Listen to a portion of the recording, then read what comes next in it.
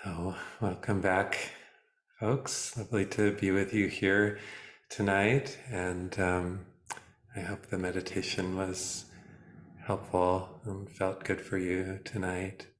And that's the theme, the contemplation that I offered at the end.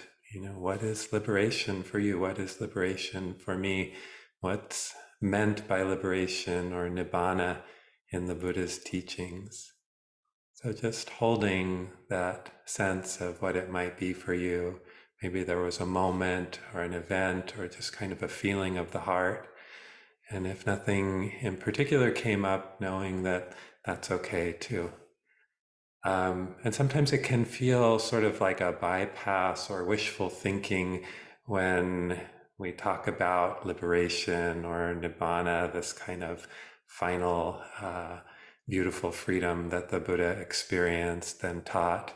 When there's so much suffering in the world, all the suffering that we experience just living a human life, and then our own lives, and then all the suffering that we know about in the lives of others all over the world. You know, why should I be sitting here focusing on liberation? And that's a real question and something to consider, to notice how that lives in you. And we can't allow that aim of nibbana or total freedom to be a path of ignorance.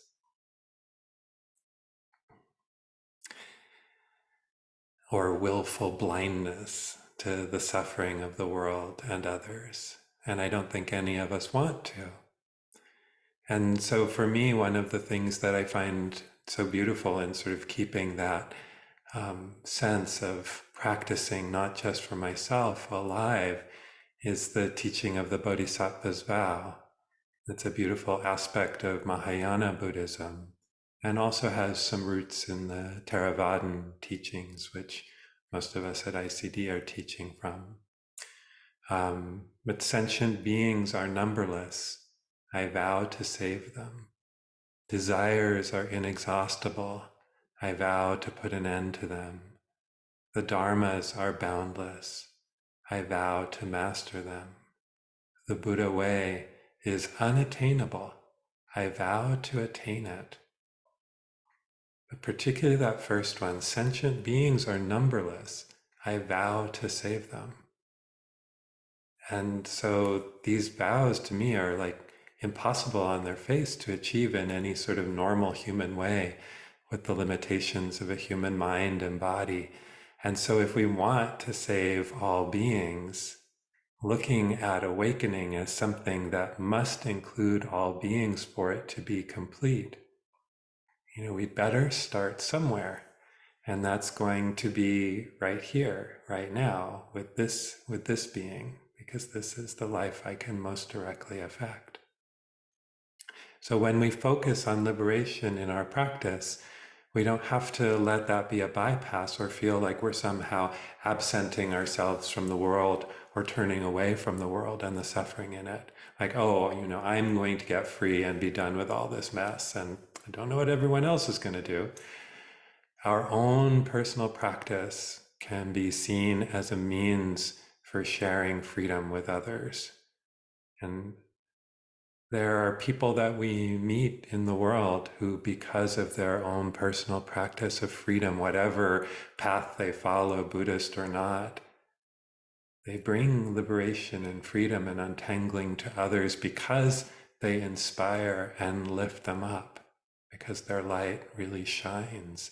And so their practice is that of a bodhisattva, because it isn't for themselves alone, and they can't help it. You know, when you come across people like that whose light shines so brightly, you know this is just how they are. They can't help but share this. So having our own intentions for greater personal freedom, even complete liberation, can't help but touch and uplift the world that we live in. And I wanted to share a passage from Strength to Love, from the sermons of Martin Luther King Jr., Dr. Martin Luther King. And you may have heard this before, and I wanted to read a little bit more of it. And he wrote, "The destiny of any one group is inextricably tied to the destinies of the others. Injustice not only hurts the oppressed, but twists and distorts the heart of the oppressor. In a real sense, all of life is interrelated. All men are caught in an inescapable network of mutuality, tied in a single garment of destiny.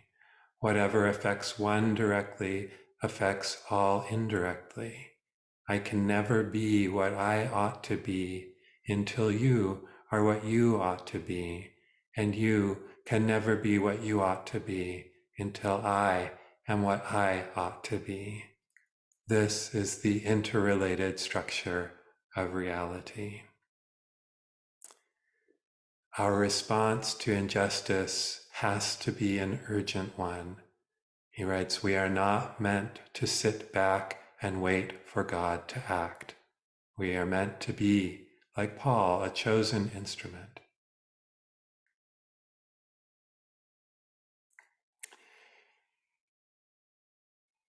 So our practice can't just be for ourselves. The political and the spiritual are deeply related because the political is informed by our ethics, our sila, which is absolutely fundamental to the Buddha's teaching. And it's the starting place for liberation. So it is a beautiful word, liberation, the act of liberating, or the state of being liberated. And often it's used as a synonym for Nibbana or Nirvana, depending on the translation, the language, or enlightenment. And to me, there's just a little bit more juice in that word liberation. It feels a little closer, a little more active, more shared, a little closer to that feeling of the Bodhisattva vow. Sentient beings are numberless. I vow to save them. And so I think it can be really helpful to think in terms of liberating as a process, a path, a field of activity in which we have agency, and less as a state or a destination. And so what's useful is to get a sense of what liberates, how the process of liberation works. And this is really the heart of the Buddha's teaching. So we'll talk a little bit more about that state of liberation that the Buddha experienced, but we're going to focus, I hope, more on the means, the path towards the liberating.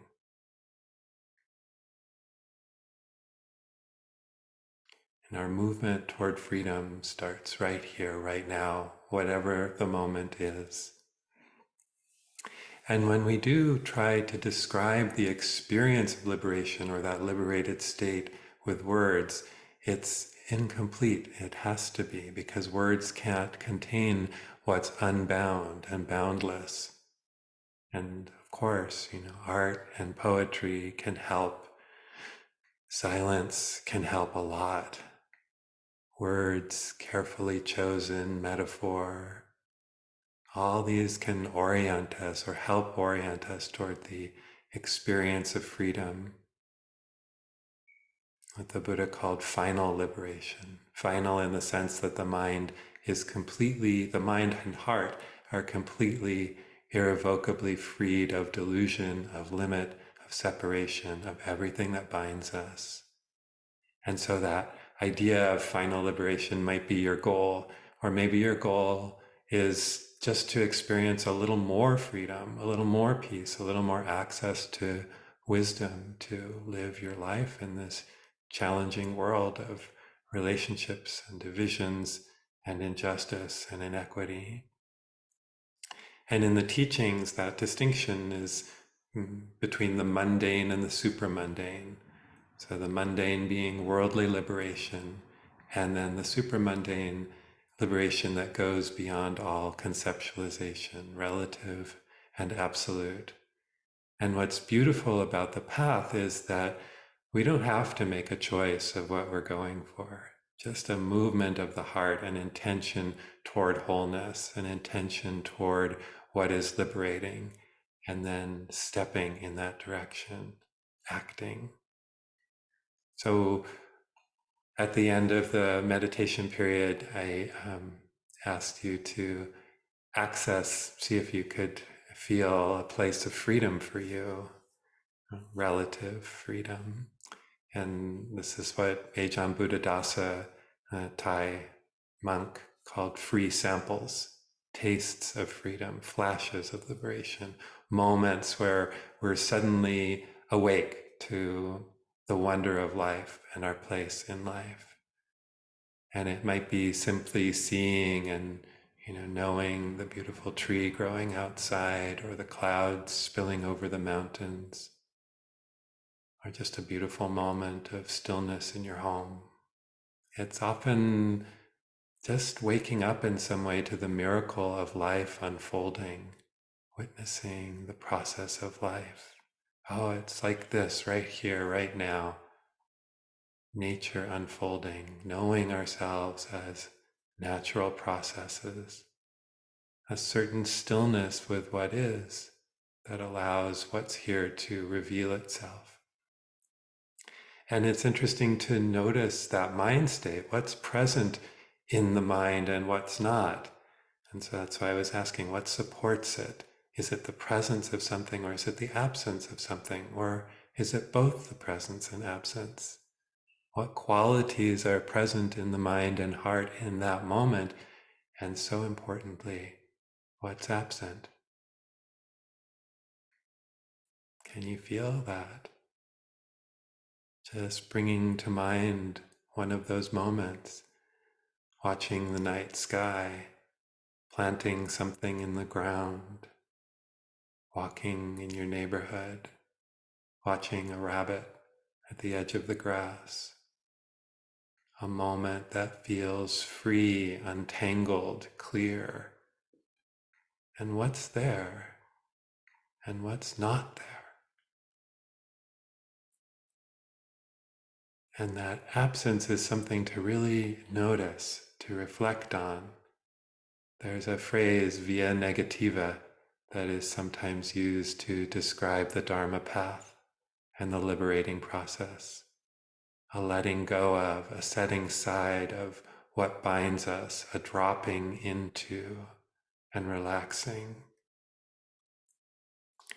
So Ajahn Chah, the Thai Buddhist master of the last century, put it famously in this way: do everything with a mind that lets go. Do not expect any praise or reward. If you let go a little, you will have a little peace. If you let go a lot, you will have a lot of peace. If you let go completely, you will know complete peace and freedom. Your struggles with the world will have come to an end. And there is that promise that in the process of letting go, peace or freedom will become the predominant characteristics of our experience.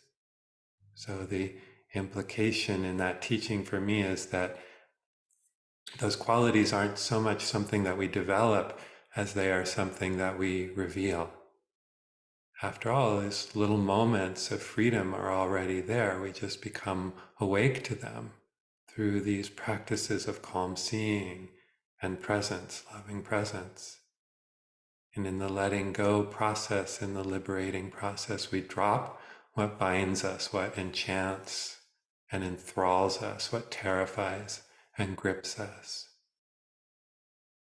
And thinking back to your free sample, if there was one for you, for that moment, what is absent? What obscures our ability to see our own Buddha nature, our own luminousness? And what obscures our ability to see it in others?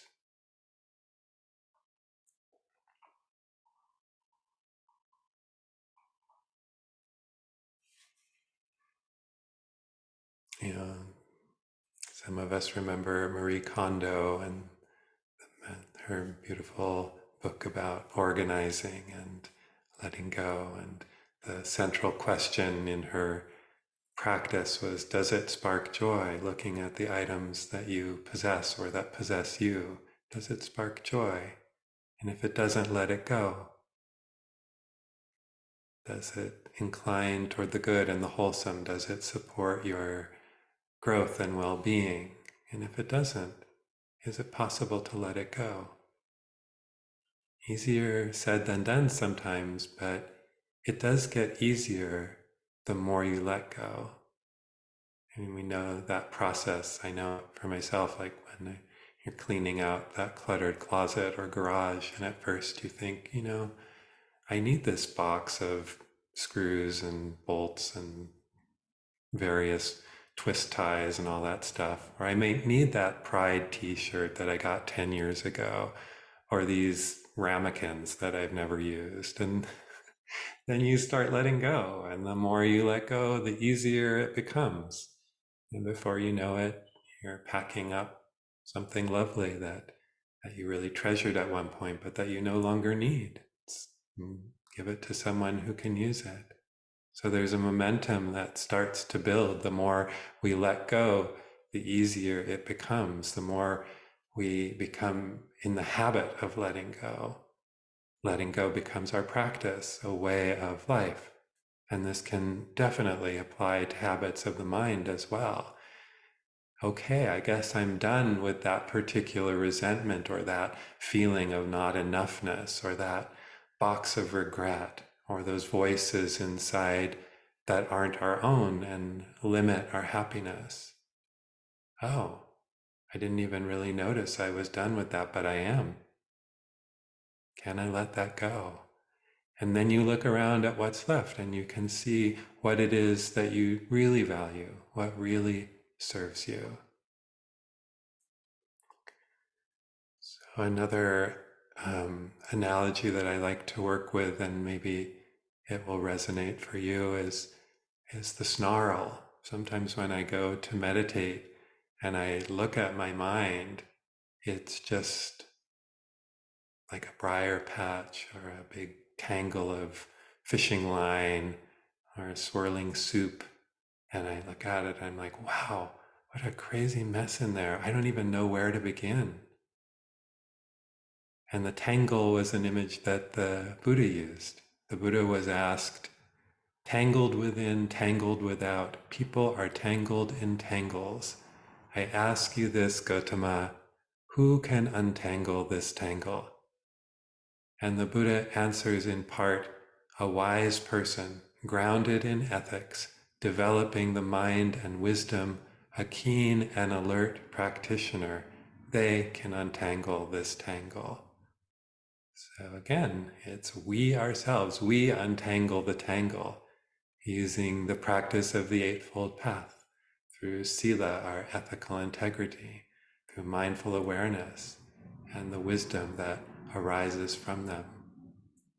So analogies are helpful, and whether you like that analogy of letting go what no longer serves, or the image of the tangle works better, it's the same process. Bringing mindful awareness to what's here and using our own inner wisdom to see what can be let go of, or to see, oh, this is how I can begin to loosen this tangle. And trusting in the momentum of the process. The more we let go, the easier it becomes. The more we patiently work with the tangle, the more space and clarity we create.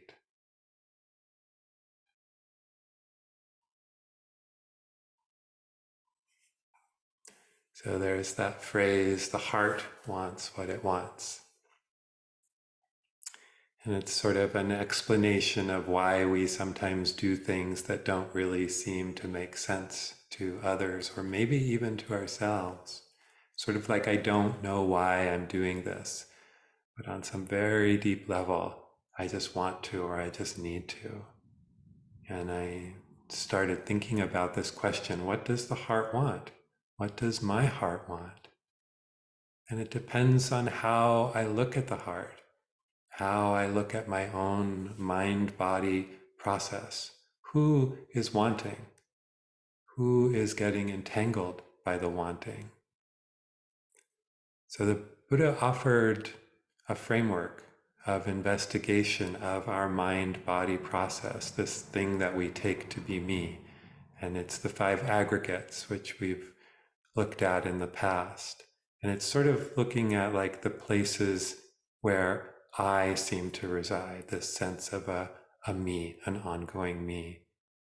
And what he was teaching was the places that we look for it, that we might want to look really carefully and see, can I see an I there?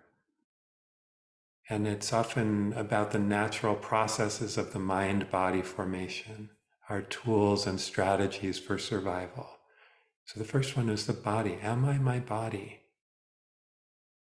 The second is like feeling tone, the pleasant, neutral, and unpleasant that we experience. Is that who I am? Am I my mental patterns, my thoughts, my stories? Am I? It's a really good question to ask ourselves. Am I my physical consciousness? You know, my ears, my eyes, my sense of touch? Am I my perceptions? Am I how I view the world? And does the deep heart within want what this surface level I wants? This process, this ego process? Or does the deep heart want something else? And so it's been really helpful for me to consider that the activity of the aggregates is concerned with continuing this physical life, and that I've taken the tools for sustaining the body and getting what I need to survive as me, that I've been basically working for them, employed by them in their service. But there is another level. And so that question, does the heart want what the I wants? And this is at the center of the process of letting go of the sense of a limited, disconnected, competing, ever hungry I, the I that leads to our personal and collective suffering. So what does the heart really want?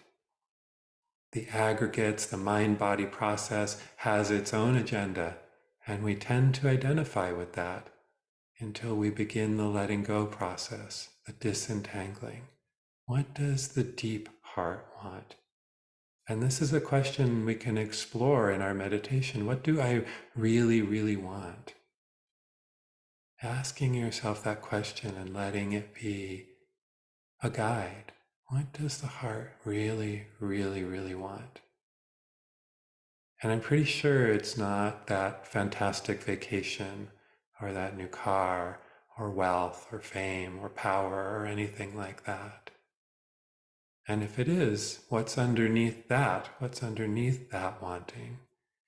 How deep can you go to see what it is you really want? So Joseph Goldstein in his book Mindfulness quotes Dilgo Khyentse Rinpoche, the realized Tibetan master of the last century.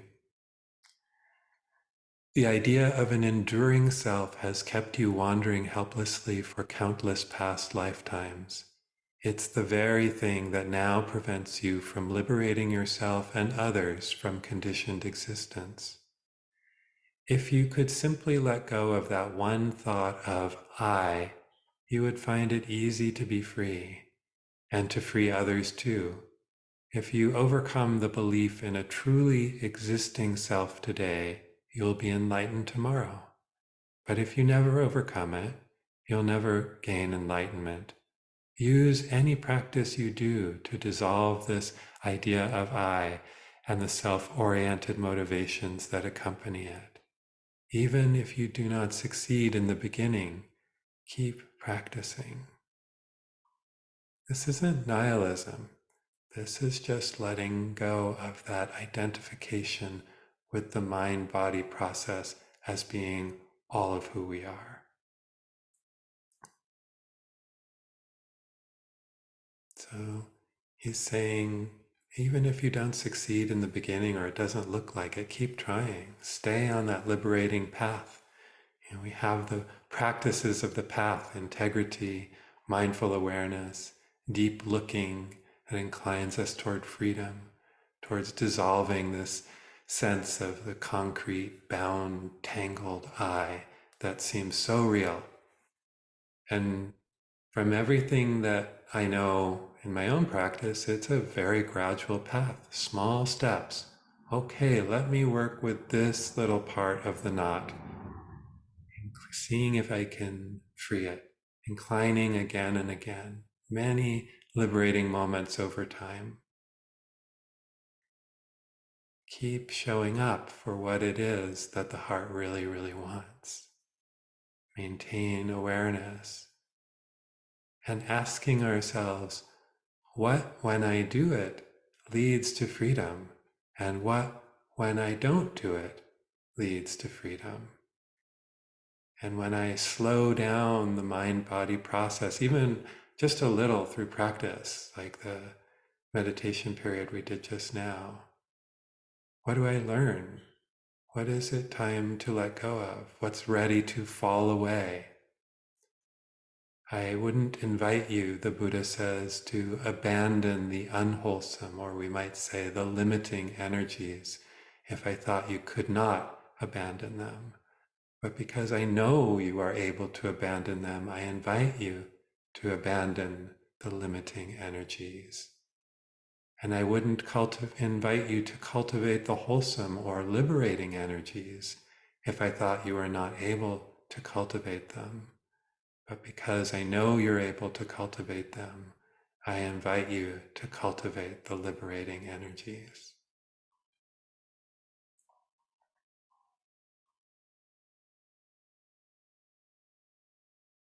And so why? Well, this is why we meditate, why we do this non-doing instead of looking things up on our phone all day long or binging the new season of whatever it is. And it's perfectly okay to do some of that. But here we are, all of us, showing up to meditate together, showing up to practice together, showing up to consider the Dharma together, answering some call of the heart that we already know is there through our presence. And there's a chance in that to create space around the places that I get caught or entangled by these limiting, binding energies, and to recognize and hold them with kindness, and at the same time consider calling in the liberating energies, letting go and calling in, waking up from the dream of I, and noticing where I can let go. And I don't so much personally practice to get somewhere anymore. I love to read the language of liberation and the stories of enlightenment. I like to read about that state.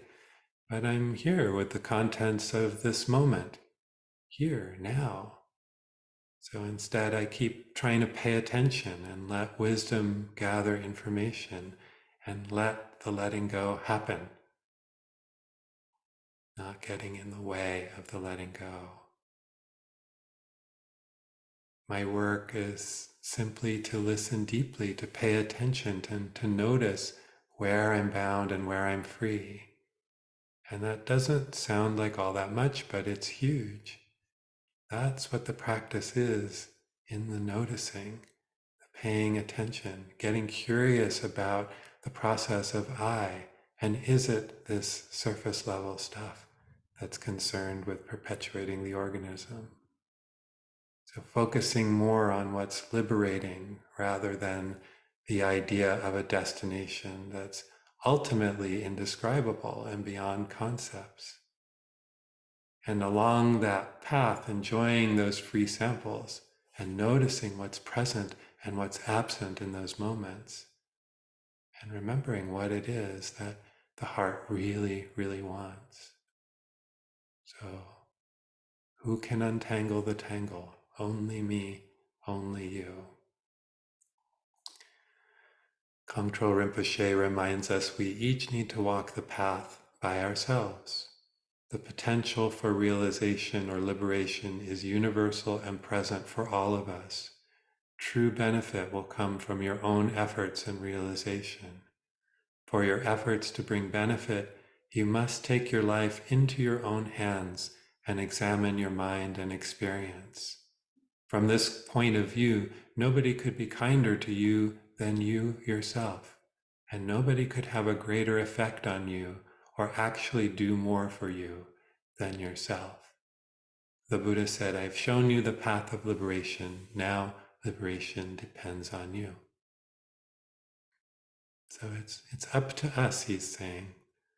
Suffering in our own hearts and suffering in the world begins and ends with us. We can awaken together. We can practice to lessen suffering in our own hearts, and thus be more of the peace that we want in the world. And even though we work from the relative location of me, our practice is not for ourselves only. It can't help but benefit others. So Thich Nhat Hanh rephrased those bodhisattva vows in this way. However innumerable beings are, I vow to meet them with kindness and interest. However inexhaustible the states of suffering are, I vow to touch them with patience and love. However immeasurable the dharmas are, I vow to explore them deeply. However incomparable the mystery of interbeing, I vow to surrender to it fully.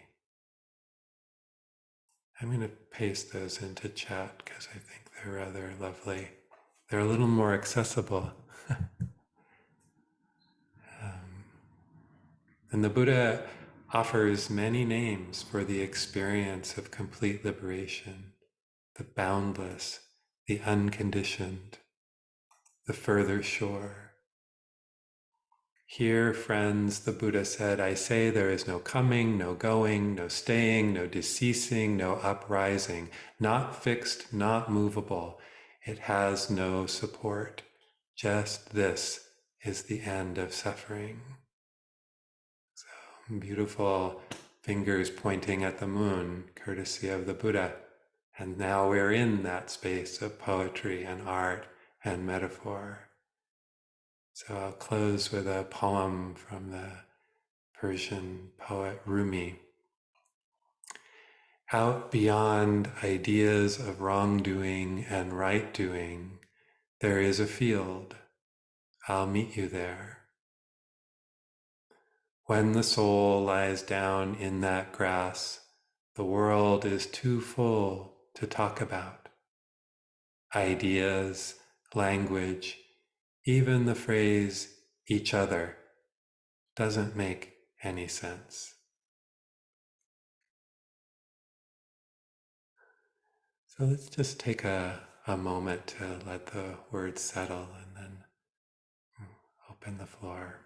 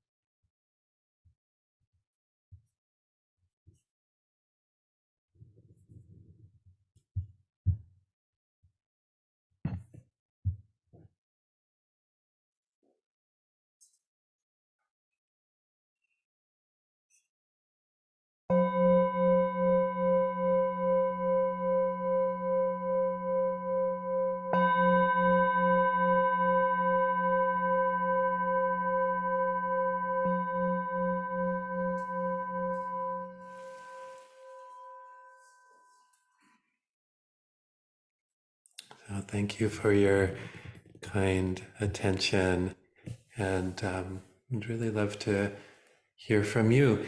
What's how any of that lands, or where you find freedom in your experience? Anything you might like to share or ask?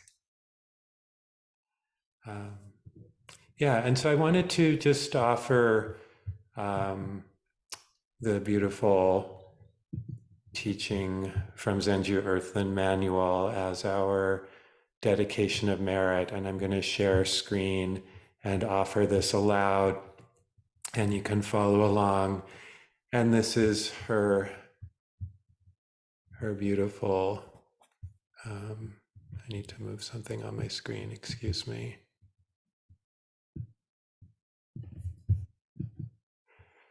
So this is called For All Beings, and this art is by Amy Wilson, and it's a modern day depiction of Kuan Yin.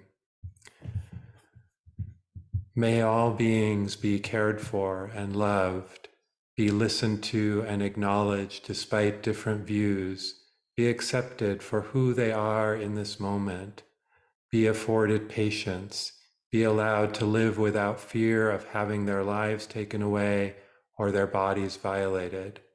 May all beings be well in its broadest sense, be fed, be clothed, be treated as if their life is precious, be held in the eyes of each other as family. May all beings be appreciated, feel welcomed anywhere on the planet, be freed from acts of hatred and desperation, including war, poverty, slavery, and street crimes. Live on the planet housed and protected from harm, be given what is needed to live fully without scarcity. Enjoy life, living without fear of one another. Be able to speak freely in a voice and mind of undeniable love. May all beings receive and share the gifts of life, be given time to rest, be still and experience silence. May all beings be awake. And thank you, everyone, so much for your practice and support of our local sangha, Insight Community of the Desert, that exists for us and because of us. So thank you for your support and presence. Be well and have a beautiful week.